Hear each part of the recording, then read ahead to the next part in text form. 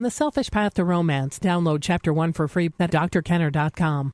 Here is a question I received from somebody who, I don't know if you have parents who lived in, had a mom who lived in the 1950s type style where she helped everyone else except for herself. See what you think about this question. This is from Doug.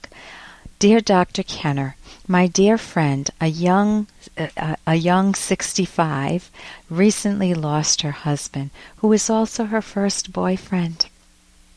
She was a selfless mother in the traditional 50s household, and now, at age 65, she's suddenly retired, alone, and bitter.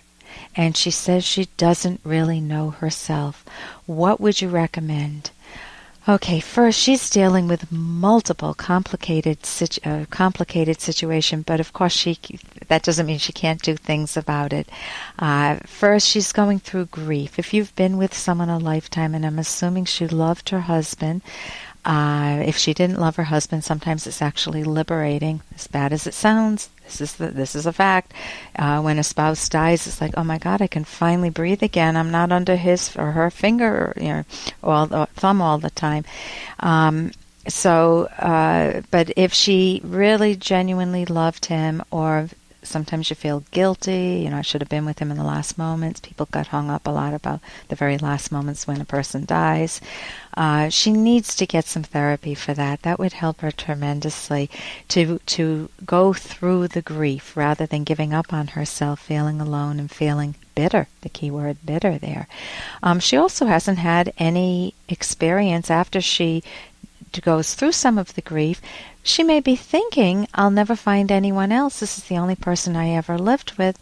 And some people prefer to live alone from that point on. But if she doesn't, if she feels lonely and is very comfortable having a partner, she doesn't even need to get married. But she could at least entertain the idea of going out with some male companions. And you may be one of them, Doug. I don't know what type of a friend whether you're already married or whether you're just a good friend. And she could enjoy your company. You could bring along some other people. So she could then begin to entertain breathing life back into her own life. You mentioned that she was the selfless mother in the traditional 50s household. Well, when people are selfless, without a self, they feel empty inside. They help everyone else typically, but then feel resentful when it isn't reciprocated, and they feel unlovable, they feel empty, they feel worthless unless they're helping others, and then they feel bitter, and they don't get this game called life. Well, it isn't a game. You get one shot at it, and you want to make it the best possible. So instead of throwing that self away and making yourself selfless without a self. Hey, I got to interrupt this because we've got to pay some bills. 30 seconds, that's it. A very quick ad, and then Ellen will be back. Romance. I wish I knew more about what girls want from a relationship. Boy, I wish I knew more about what I want. Where's that ad I saw? Here it is. The Selfish Path to Romance, a serious romance guidebook. Download Chapter 1 for free at selfishromance.com and buy it at amazon.com. The Selfish Path to Romance. That is interesting. So instead of throwing that self away and making yourself selfless without a self, you want to be self-fulfilled. You want to be self-valuing. And you asked me for a book, and I will recommend The Virtue of Selfishness by Ayn Rand, Ayn Rand. And she talks about why selfishness in the proper sense of the term is not taking advantage or manipulating or defrauding anybody. It's valuing yourself. That's it. And valuing yourself by building yourself into a lovable, capable person, taking your own psychology seriously. So she could certainly read that book. It may perk her up a bit and question some of her older ideas in a way that may change them. Of course, I read Ayn Rand's books, The Fountainhead and Atlas Shrugged, and that turned my world around beautifully. You said she's alone. She does have you as a friend, and if she values having more companionship, maybe joining some groups, having some hobbies, and moving on. If she's bitter because she's looking back at her life, she can flip that and look forward and allow herself to discover herself, to be her own best friend, and to take some of those desires she's had over all those years of being selfless in the marriage and say, what did I dream of doing? What did I wish I could have done? If it's travel, maybe she could travel a little more. If it's some hobby, something she never did, dancing, maybe she'll try dancing, and that would be a great way to meet people too. But it's got to be something that she enjoys. Also, you said she's retired. You need to have a purposeful life, and if you have wonderful hobbies and friends and activities when you retire and build a purposeful life with your interests, then that's fine. But if not, there's no reason she can't unretire and find a little job or career that she would enjoy. Maybe it's a big one. I don't know what she did. And breathe life back into herself that way.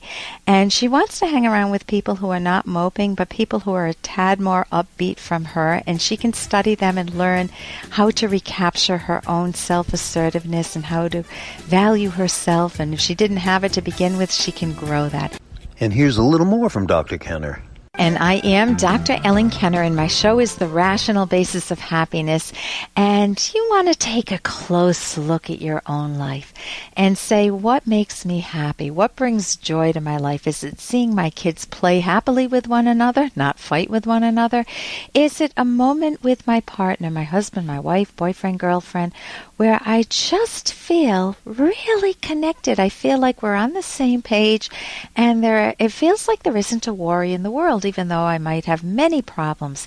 Are you happy when you're pursuing a dream of your own? Maybe it's a longer range goal in college, or going after a career, a dream career, or maybe it's fixing a problem that you've had for a long time. Maybe I didn't clean out the basement or the barn or whatnot, and you tackle it and you feel accomplished. So it doesn't have to be on a big scale, but enduring happiness requires having the right thinking methods and valuing yourself, really taking your own happiness seriously. That sounds funny, taking your happiness seriously, but that's exactly right.